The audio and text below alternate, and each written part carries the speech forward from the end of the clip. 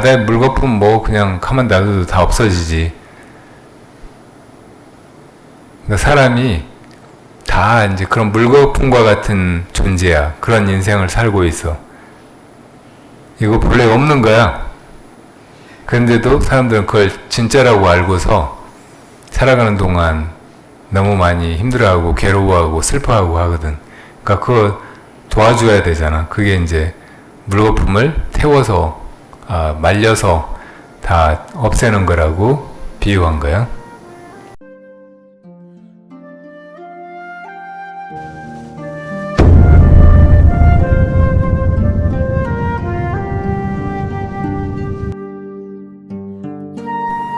지구가 이렇게 불안하고 불안정하고 또 지금 세상에는 얼마 전에 컴퓨터 생기고 휴대폰 생기고 하더니 지금은 AI가 막 생겨가지고 이놈들이 다 해주고 하니까 생활은 참 편리해진 것 같은데 사람은 별로 행복하지가 않아요. 옛날에는 이렇게 더운 날 사람들이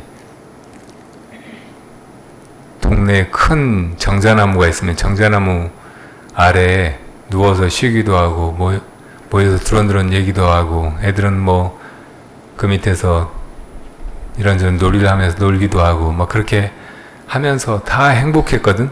근데 지금은 에어컨도 있고 또 재밌는 뭐 게임도 많고 다 사람들마다 컴퓨터나 휴대폰 다 가지고 살고 그런데도 마음이 옛날 사람들처럼 한가롭고 편안하지가 못해요. 그런데 이것은 그러니까 볼 줄 아는 이놈은 언제나 편안하고 한가롭거든. 요즘에 사람들이 그렇게 한가롭지 못한 건 일이 많아서 그래. 일이 되게 많아. 우리는 조금 한가할지 모르지만 이제 학교 다니고 그러면 공부해야 될 일이 너무 많고 또 이제 어른 되면은 진짜 어른들은 바쁘게 살잖아요. 할 일이 되게 많아.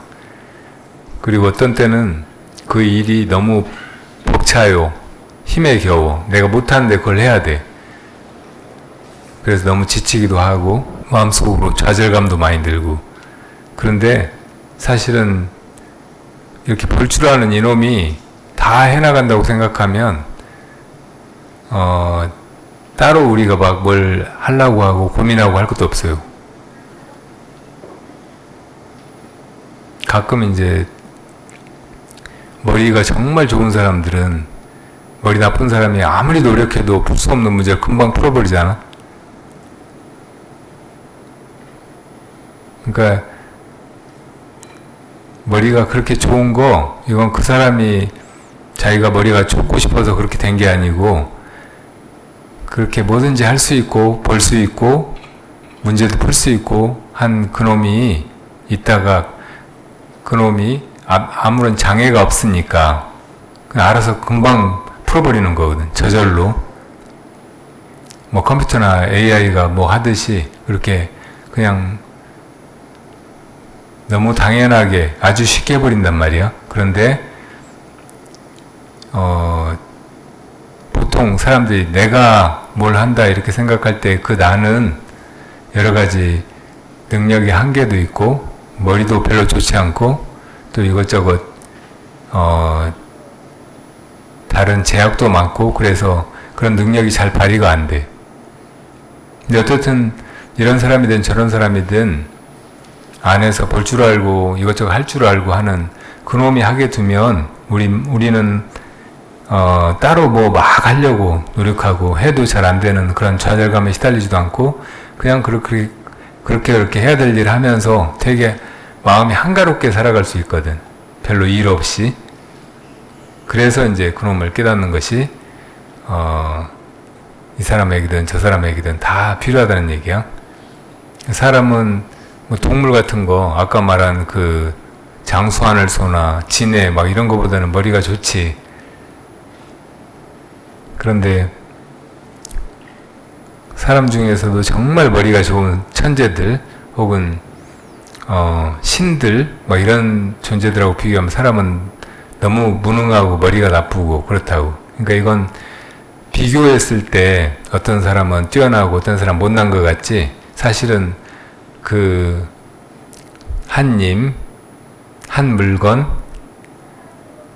이렇게 볼 줄 알고 또 뭐 할 줄 알고 하는 그것은 다 똑같단 말이야.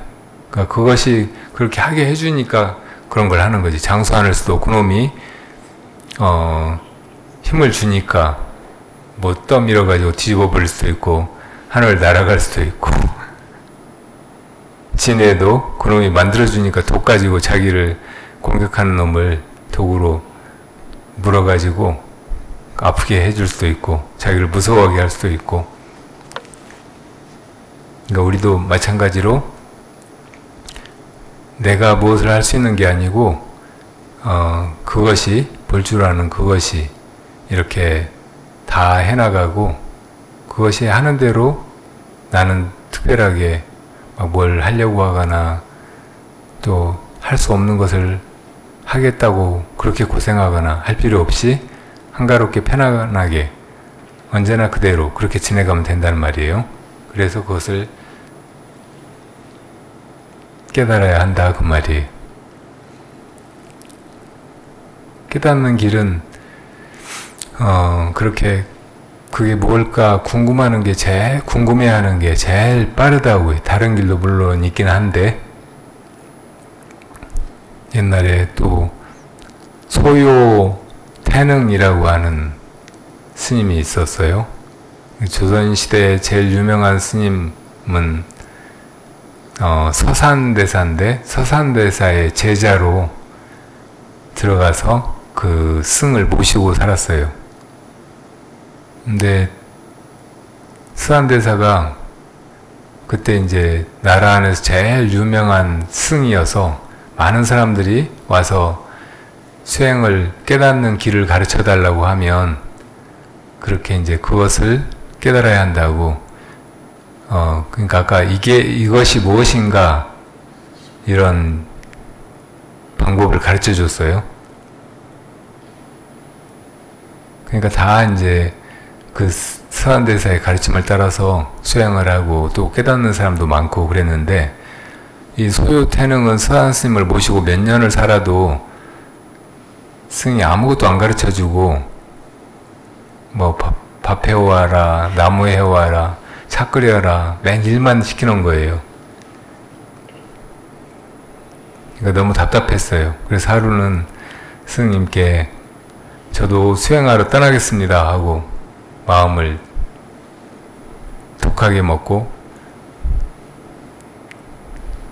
그랬어요. 그러니까 스님이 그래? 그럼 가봐 그러시는 거예요. 그러니까 너무 억울했어요. 몇 년 동안 죽어라고 스님을 모시고 이렇게 고생했는데 떠나겠다고 하면 그래 내가 이제부터 너 공부 가르쳐 줄 테니까 가지마 그럴 줄 알았는데 가봐 그러니까 너무 화가 나서 뻘퉁하고 있으니까 서한대사가 그래 내가 너한테 뭘 해주면 좋겠느냐 그러시는 거야. 근데 마침 서한대사는 항상 가지고 다니는 책이 한 권 있었거든. 그 책에 얼마나 중요한 것이 씌어 있는지 다른 사람한테는 보여주는 법이 없었어. 언제나 혼자 보시는 거야. 그 누가 오면은 얼른 접어가지고 뒤에다가 감춰놓고. 그래서 서한대사를 모시고 살면서 소요태능은 항상 그 책에 뭐가 있을까 궁금했거든. 너무나 궁금했어. 그래서 하루는 스님이 낮에 낮잠을 주무시는 것 같으니까 조용히 방에 들어가서 소리 안 나게 그래가지고 그 책을 한번 펼쳐보려고 들어가 봤더니 그 책을 베고 주무시는 거야. 그래서 결국은 한 번도 그 책을 펴본 적이 없었거든.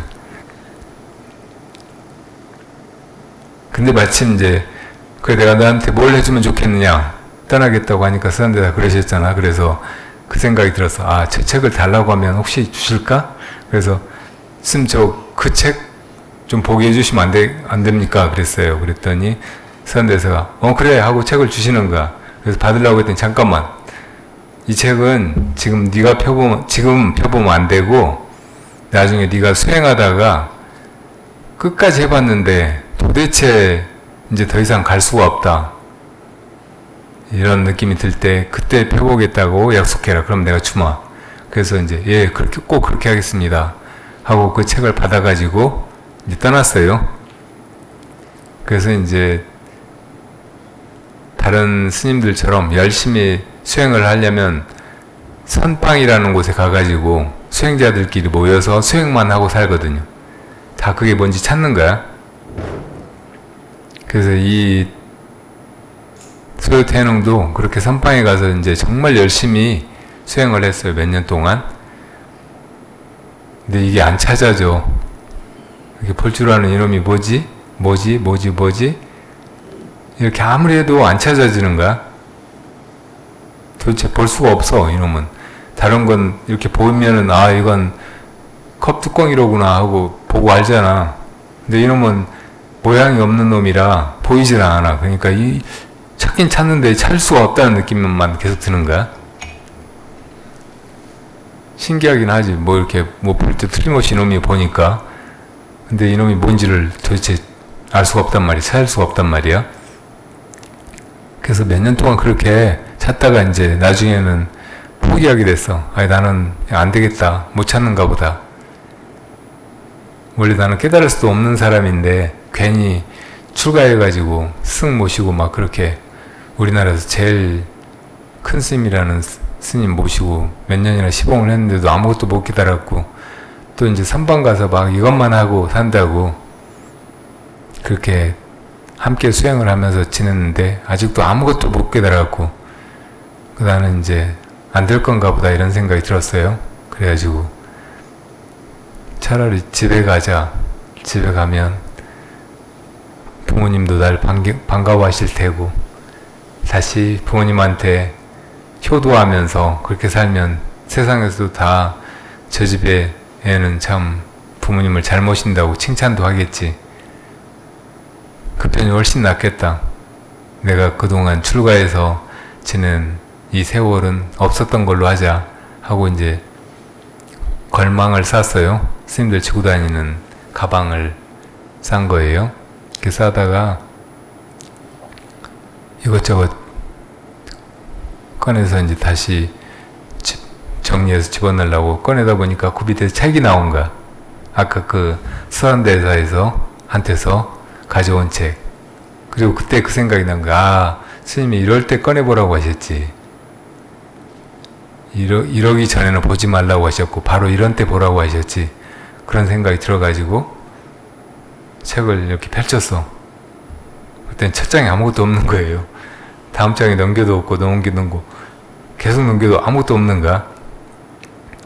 그러니까 이게 아무것도 없단 말이야 하고 놀라서 막 넘기다 보니까 맨 마지막 장에가 시가 하나 있었어. 그 시가 한자로 된 시인데, 가소기우자, 가소롭구나, 소를 탄 자여, 기우갱명으로다. 소를 타고서 또 소를 찾고 있네.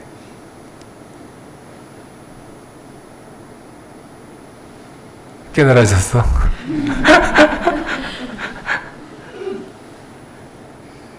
어떤 사람이 소를 잃어버리고서 소 찾으려고 막 산을 돌아다니고 있어. 여기 있나 저기 있나, 바위굴 속에 숨었나, 저 낭떠러지는 데까지 가버렸나, 숲을 속에 있나 하고 막 다 뒤져봐도 없는 거야.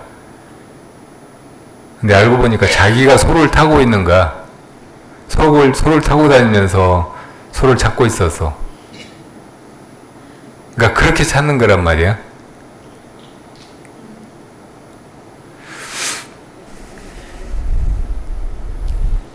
지금 깨달아진 것 같으면 좋은데 안 깨달아진 것 같으면 이게 무슨 뜻일까 또 생각해봐. 그게 궁금해하면 돼. 다 같은 것을 궁금해하는 거야. 이렇게 볼 줄 아는 놈, 이놈을 소라고 한 거야. 우리 안에서 이렇게 보는 놈, 이걸 소라고 한 거라고. 근데 그 놈이 뭘 보려고 하면 뭐 다 볼 수 있는데 그놈이 자기를 보려고 하면 안 보여. 왜 안 보이느냐? 자기가 소니까. 자기가 소를 타고서 또 밖에서 소를 찾는 것처럼 그렇게 헤매다니니까 못 찾는 것만 말이야. 아, 이놈이 소지. 이렇게 찾아버리는 거라고. 그 뒤에 이제 이 한시는 네 구절이 보통 이어져 있거든요. 세 번째, 네 번째 구절을 얘기해 보자면, 장래 무영수. 무영수는 그림자가 없는 나무, 그런 뜻이에요. 그림자 없는 나무를 잘라다가 소진 해중구로다. 바다에 물거품 있지. 바다에 물거품이 혹은 물결이 계속 일어난단 말이에요. 근데 이거를 그 그림자 없는 나무를 잘라다가 그걸 다 끓여가지고 없앤다 그 말이야.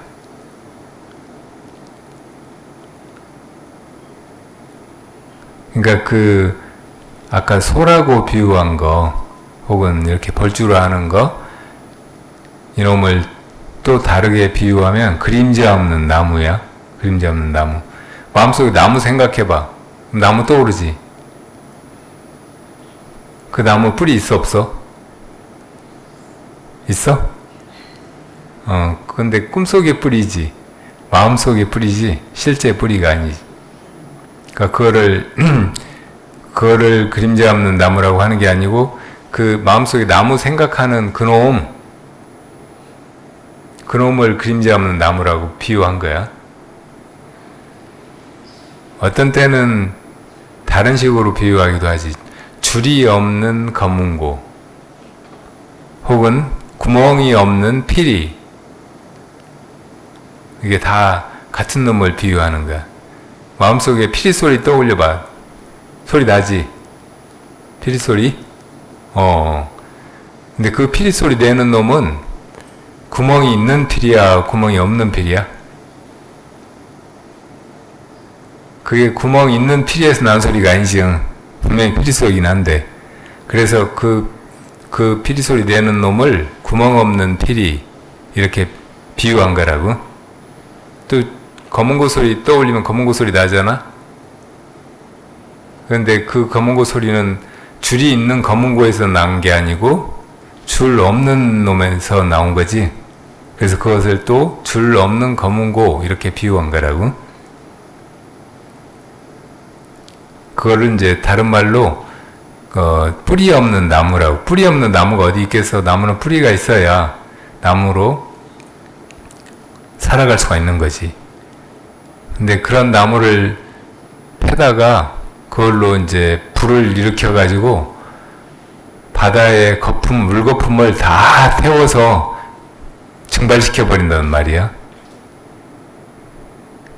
이 앞에 이제 소를 타고 소를 찾았네. 우습구나 소를 탄 자여. 소를 타고서 소를 찾았네. 이거 말고 뒤에 두 구절은 무슨 뜻일까? 이걸 깨닫고 나면 그 다음에 해야 될 일은 이 뿌리 없는 나무, 혹은 줄 없는 검은고, 피리 없는 피리, 구멍 없는 피리, 이거를 이용해서 다른 사람을 행복하게 하는 거야. 그 다른 사람을 또 이걸 깨닫게 해주는 거야. 이게 저 바다의 물거품, 이걸 다 말려버리는 일과 같다는 거야. 바다의 물거품 뭐 그냥 가만 놔둬도 다 없어지지. 그러니까 사람이 다 이제 그런 물거품과 같은 존재야. 그런 인생을 살고 있어. 이거 본래 없는 거야. 그런데도 사람들은 그걸 진짜라고 알고서 살아가는 동안 너무 많이 힘들어하고 괴로워하고 슬퍼하고 하거든. 그러니까 그거 도와줘야 되잖아. 그게 이제 물거품을 태워서 말려서 다 없애는 거라고 비유한 거야.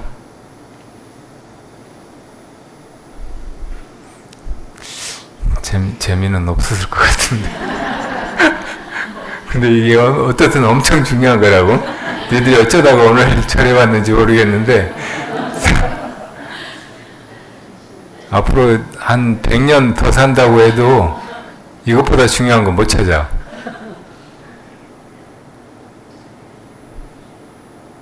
그러니까 엄청 잘 온 거야. 어쩌다가 이렇게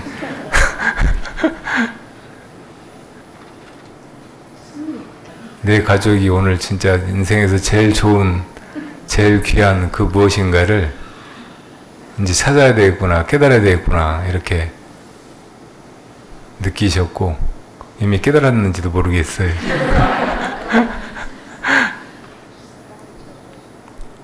한국말 잘해요? 말 다 알아들어요? 오, 아, 진짜 훌륭한 한국인들이네. 나도 예전에 캐나다로 간 어떤 아이를 알고 지낸 적이 있었는데, 아마 분홍색 옷 입은 애가 동생인가? 동생이지? 몇 학년이야? 한국 학년으로 하면 4학년쯤 돼? 근데 그 애도 너만 할 때 캐나다로 간 것 같아. 너 가고 싶냐고 그렇게 물어봤더니 뭐 가고 싶다는 거예요. 거기 가면 이제 친척이 있나 봐요. 친척집에서 있으면서 거기서 학교 다니면 재밌을 것 같다고. 그러면서 걔가 이제 그 전에 나한테 선물을 받고 싶어 했거든요. 자기 생일 돌아왔다고 선물을 하나 받고 싶대. 스님한테 받고 싶대. 그 엄마가, 야, 스님은 선물 같은 거 안 하셔. 왜 안 하신대? 스님 무슨 돈이 있겠니? 그랬더니 엄마 1,000원도 없대? 그랬다는 애였거든요. 그때 내가 선물을 못 드려서 좀 미안해서 캐나다로 간다고 하니까 그 염주, 손에 이렇게 하는 작은 염주하고 일기장하고 2개를 사서 줬어요. 좀 두껍고 이제 좋아 보이는 일기장인데 그걸 주면서 이건 네가 학교에서 숙제처럼 이렇게 써야 되는 그런 일기가 아니고 그날 네가 마음속에 이렇게 남은 거 혹은 기록해두고 싶은 거 그런 걸 뭐든지 적으면 된다. 그러면 나중에 네가 커서 보면 여기서 배우는 게 더 많고 그리고 이 일기장 덕분에 하루하루 그냥 아무렇게나 지내지 않게 될 거다. 그렇게 그걸 주고 그리고 이 염주는 가끔 이제 네가 지금 생각하는 것처럼 캐나다에서 가서 지내는 게 항상 재밌고 좋은 일만 있는 게 아니고 힘들 때도 있고 외로울 때도 있고 엄마 보고 싶을 때도 있고 그럴 테니까 그때는 이거 돌려라. 돌리면서 관세음보살 이렇게 하면 관세음보살님은 누가 힘들어하면서 관세음보살님을 부르면 어떻게든 도와주시는 분이다. 그렇게 이제 얘기를 해줬거든. 그랬더니 얘가 이제 꼭 그렇게 하겠다고 가지고 떠났어요. 근데 이제 몇 년 지내는데 잘 지내고 있다고 하더라고요. 근데 어느 날 급하게 엄마 아빠가 캐나다로 가겠다고 연락이 왔어요. 왜 그러냐고 그랬더니 얘가 니들한테 얘기해도 될지 모르겠는데 너무 무서운 얘기 같기도 한데 얘가 칼에 맞았다는 거야. 그러니까 캐나다에 가서 사는 한국 아이들이 집이 되게 돈이 많고 유복한 집 애들이래. 그래서 이제 부모님이 덜어는 이제 아빠만 여기서 일해가지고 돈을 보내주면 엄마가 애들 데리고 사는 그런 집들이 많다는 거야. 근데 애들은 이제 그 돈이 어떻게 해서 와서 그렇게 잘 쓰고 사는지 생각을 잘 못하고 그냥 아빠는 그냥 돈 항상 보내주는가 보다 하고 그 돈으로 막 아무거나 사 입고 아무거나 사서 쓰고 막 그렇게 사니까 거기 캐나다 현지인들보다는 훨씬 이렇게 잘 쓰고 뭐 이렇게 사치스럽게 입고 다니고 그러는가 봐. 그러면서 이제 조금 그냥 약간 잘난 척하고 막 그러니까 캐나다 현지 학생들이 한국 학생들을 되게 싫어했대. 그래가지고 걔들끼리 모여가지고 하루는 우리 한국에 하나 골라가지고 본때를 보여주자. 못 그러게. 그래가지고 그 중에 하나 좀 심하게 이제 까불고 막 이렇게 잘난 척하고 하던 애를 칼로 찔러버리기로 했대. 근데 그날 걔가 하얀 파카를 입고 있었대. 근데 내가 지금 말하는 이 친구도 하얀 파카를 입고 간 거야. 그날 하필. 그래서 학교 이제 수업 끝나고 집에 오려고 터덜터덜 걸어오는데 뒤에서 어떤 애가 야 하고 소리 지르면서 달려오더래. 그래서 이렇게 돌아보는데 벌써 칼이 뒤에서 꽂혀가지고 여기로 칼끝이 나와 있더래. 근데 그 순간에 걔가 막 달릴 때 처음에는 그냥 막 달리고 있다가 나중에 이제 관세음보살 막 했대.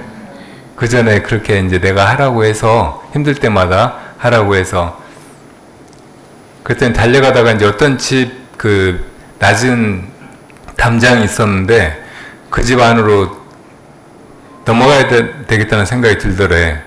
그래가지고 도움을 청해야 되겠다고. 근데 거기로 올라가려고 하니까 힘이 빠져가지고 못 올라가겠더래. 그래서 더 관세음보살 이제 속으로 막 더 간절하게 했더니 뒤에서 누가 이렇게 들어서 넘겨주는 것 같더래.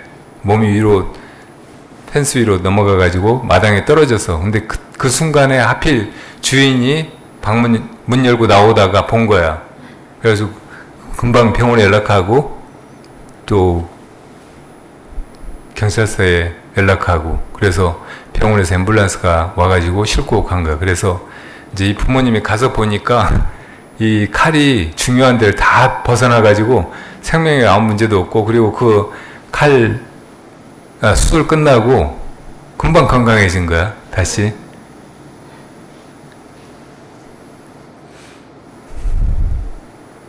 관세음보살님은 이 세상 이 모든 것이 다 물거품 같고 그림자 같고 헛개비 같고 그렇다는 걸 깨달으신 분이거든. 근데 사람들은 이게 그렇게 헛된 거라는 걸 모르고 이게 다 진짜인 것 같으니까 이 속에서 막 뭘 잡으려고 하고 얻으려고 하고 서로 또 다투고 하면서 이렇게 살고 있다고. 근데 그러다가 이제 가끔 힘들어하고 지치고 슬퍼하고 또 그렇게 괴로움 속에서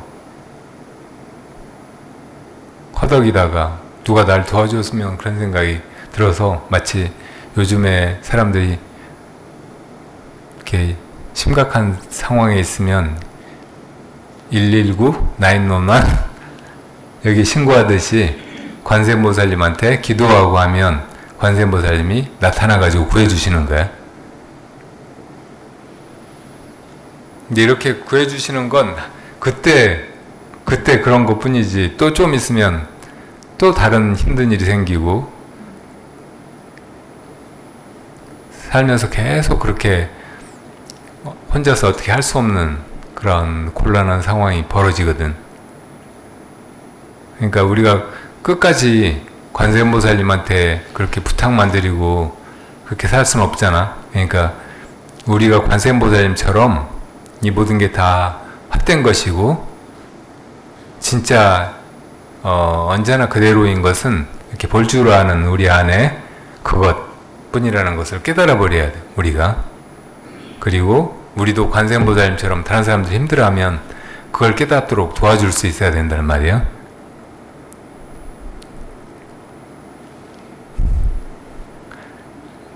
네.